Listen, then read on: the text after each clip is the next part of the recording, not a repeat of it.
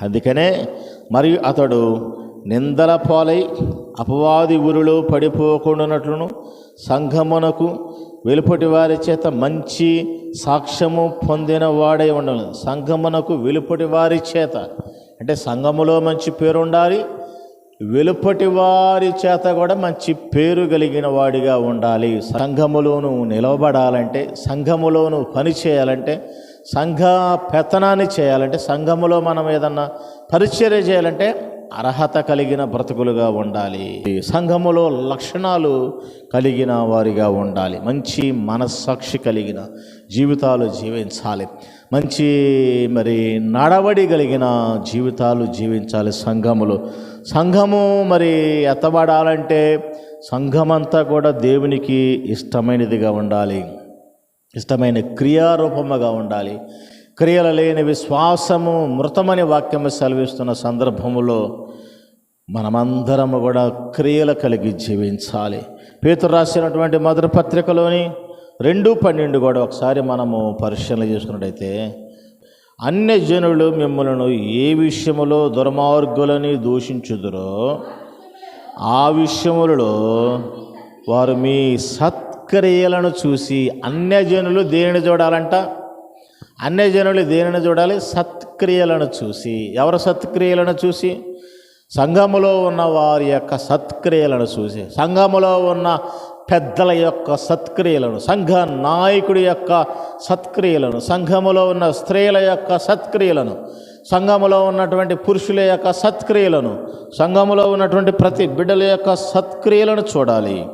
అన్యజనులు మిమ్మల్ని ఏ విషయములో దుర్మార్గులని దూషించుదురో ఆ విషయములలో వారు మీ సత్క్రియలను చూసి వాటిని బట్టి దర్శన దినమున దేవుని మహిమపరచునట్లు, అనగా దర్శన దినము అనగా దేవుని రాకడ దినము, దేవుడు వచ్చుచున్న దినము, దేవుడు మనకు మధ్యాకాశములోనికి వచ్చేటువంటి ఆ దినమున, దర్శన దినమున దేవుడు మహిమపరచునట్లు వాని మధ్యను మంచి ప్రవర్తన కలిగిన వారై ఉండవలనని మిమ్మల్ని బ్రతిమలాడుకొనుచున్నాను. మంచి ప్రవర్తన కలిగిన వారై.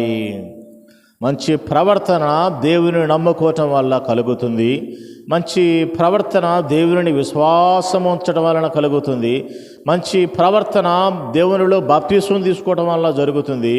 మంచి వానిగా మారాలంటే క్రీస్తు మార్గము తప్ప ఇంకొక మార్గములు ఎక్కడా లేదు. చాలామంది చాలా దేవుళ్ళు నమ్ముకుంటారు, కానీ వారి నోటికి హద్దులు ఉండవన్నమాట. బూతులు మాట్లాడుతూ ఉంటారు, మద్యపానము చేవిస్తూ ఉంటారు, అదేవిధంగా జూదమాడుతూ ఉంటారు, రకరకాలైనటువంటి లోకానుసారమైన కార్యక్రమాలన్నీ చేస్తూ ఉంటారు. మళ్ళీ వాళ్ళు గుడులు చుట్టూ తిరుగుతూ ఉంటారు, లెంపకాయలు వేసుకుంటూ ఉంటారు, మళ్ళీ క్షమాపణ అడుగుతూ ఉంటారు, మళ్ళీ అదే పనులు చేస్తూ ఉంటారు. కాబట్టి అన్య దేవతలను విగ్రహారాధన చేసేవారికి ఇలాంటి మంచి లక్షణాలు ఎక్కడా లేవు. ఎక్కడా కూడా విగ్రహారాధన చేసేవారికి, అన్యజన సమూహమునకు మంచి లక్షణాలు ఎక్కడా లేవు. వారి నోటి నిండా అపవిత్రమైన మాటలే, వారి హృదయం నిండా అపవిత్రమైన మాటలే. సినిమాలు చూస్తారు, సీరియల్ చూస్తారు, రకరకాలైనటువంటి బూతులు మాట్లాడుతూ ఉంటారు, లోకానుసారమైన జీవితాన్ని జీవిస్తూ ఉంటారు. మళ్ళీ వాళ్ళు గుడుగులు వెళ్తూ ఉంటారు, వాళ్ళు మళ్ళీ కూడా విగ్రహాలను పూజిస్తూ ఉంటారు, మళ్ళీ వాళ్ళు దేవుడిని నమ్ముకుంటూనే ఉంటారు. వాళ్ళందరూ దేవుని నమ్ముకున్న వాళ్ళే. మళ్ళీ కానీ మన దేవుని నమ్ముకున్న వారి విషయాలలో అలాంటిది కాకోకుండా, ఈ సజీవుడైన యేసుక్రీస్తు వారిని నమ్ముకున్న వారి విషయాలలో అలాంటిది కాకోకుండా మనము ఎలాగ ఉండాలని వాక్యం సెలవిస్తుందంటే, ప్రియమైన దర్శన దినమందు మనము మంచి ప్రవర్తన కలిగిన వారముగా ఉంటే వారు కూడా మన విషయాలలో మార్పు పొందుతారని వాక్యం సెలవిస్తుంది. అన్యులు మిమ్మల్ని ఏ రకంగా ఏ విషయంలో దుర్మార్గులని దూషించుదరో ఆ విషయంలో వారు మీ సత్క్రియలను చూసి వాటిని బట్టి దర్శన దినమ దేవుడిని మిమ్మల్ని మహిమపరిచేవి. అంటే అన్యులు ఏ రకంగా దూషించినా, హింసించినా, హతమార్చినా దర్శన దినమున మనకు ఒక మహిమ కలిగే విధానము, మనకు ఒక తీర్పు కలిగే విధానము, దర్శన దినమున మనకు ఒక శక్తినిచ్చేటువంటి ప్రభావము, దర్శన దినమున మనకు ఒక మేలుకరమైనటువంటి అంశాలను ఇచ్చే అంశాలను మనం చూసుకోగలుగుతున్నాం. ఆ విషయాలలో మీ సత్క్రియలు చూసి వాటిని బట్టి దర్శన దినమున దేవుడు మహిమపరచునట్లు వారి మధ్యన మంచి ప్రవర్తన కలిగిన వారై ఉండవాలని మిమ్మల్ని బ్రతిమలాడుకొనుచున్నాను. కాబట్టి ఏ శ్రమలు వచ్చినా, ఏ నిందలు వచ్చినా, ఏ కరువు కాటకాలు వచ్చినా, లేకంటే ఎంతమంది మనల్ని హింసించినా, ఒకవేళ చంపివేసినా సరే మంచి ప్రవర్తన కలిగి మనం జీవించాలి. శ్రమలలో మంచి ప్రవర్తన కలిగి జీవిస్తే దర్శన దినమున మనకు మంచి ప్రతిఫలమును, మంచి బహుమానమును, దర్శన దినమున మంచి బహుమానమును ఆయన ఇచ్చేటువంటి భాగ్యమును మనము కలిగి ఉంటామని కూడా ఇక్కడ వాక్య భాగం మనకు సెలవిస్తున్నటువంటి అంశాన్ని మనం చూసుకోగలుగుతున్నాం.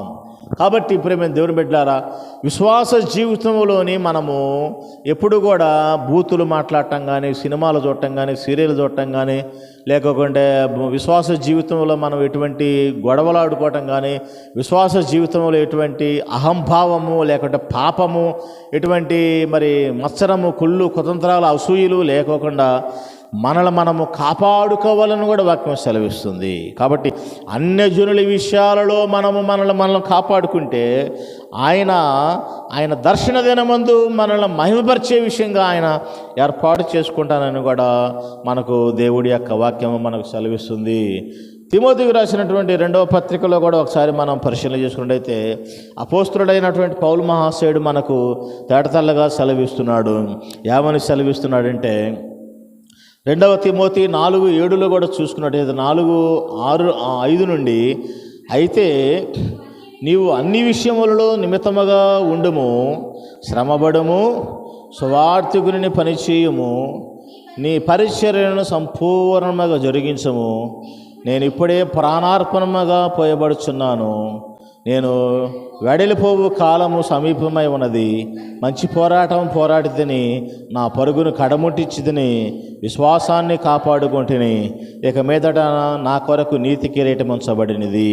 కాబట్టి మంచి పోరాటము పోరాడినటువంటి పౌలు మహాశయుడు, పరుగును కడముట్టించినటువంటి పౌలు మహాశయుడు, విశ్వాసమును కాపాడుకున్నటువంటి పౌలు మహాశయుడు, నీతి కిరీటము ఉంచబడినది. మన జీవితాలలో కూడా ఈ భూమి మీద మనం మంచి పోరాటం పోరాడాలి. శ్రమలు, కష్టాలు, కన్నీళ్ళు, వేదనలు, రోదనలు, రకరకాలైనటువంటి ఏ మూల నుండి ఏమేమో వస్తూ ఉంటాయి. కానీ వాటన్నిటి విషయాల్లో కూడా మనము శ్రమ పొందుకుంటూ, వాటన్నిటి విషయాలలో అతిగమించుకుంటూ, వాటన్నిటిని కూడా మనము దాటుకుంటూ, ఆ శ్రమలను, కష్టాలను, కన్నీరులు, వ్యాధులని అధిగమించి మంచి పోరాటము పోరాడితేనే దేవుని మార్గంలో మనం జీవించే వారముగా ఉండాలి. ఇక మీదట నా కొరకు నీతి కిరీటం ఉంచబడింది. ఇక మీదట అనగా శ్రమలను దాటిన కాలము, ఇక మీదట ప్రభు రాకడ సమీపముగా ఉన్న తర్వాత ఇక మీదట అని అర్థం అన్నమాట. అంటే ఆ దేవుని రాజ్యము వచ్చిన తర్వాత, దేవుడి యొక్క రాజ్యములో పాలు పంచుకున్న తర్వాత, శ్రమలన్నీ అయిపోయిన తర్వాత, ఇగో లేకపోతే మరణానికి దారి తీసిన తర్వాత నా కొరకు మంచి కిరీటం ఉంచబడినది, ఇగో నా కొరకు నీతి కిరీటం ఉంచబడినది ఆయన సెలవిస్తున్నాడు.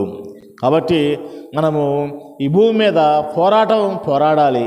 మనుషులతోనూ, సాతానుతోనూ, శక్తులతోనూ, కుతంత్రాలతోనూ, కుళ్ళుతోనూ, అసూయలతోనూ, అనేకమైనటువంటి చెడు సహవాసము కలిగిన వారితో కూడా మనము పోరాటం చేసి మనము జయాన్ని పొందుకొని ప్రార్థన ద్వారా మెలకువ కలిగిన జీవితాలతో మనము పగటి వారముగా, మనం చీకటి వారముగా కాకోకుండా మన జీవితాలను మనం చక్కబెట్టుకునే వారముగా ఉండాలి.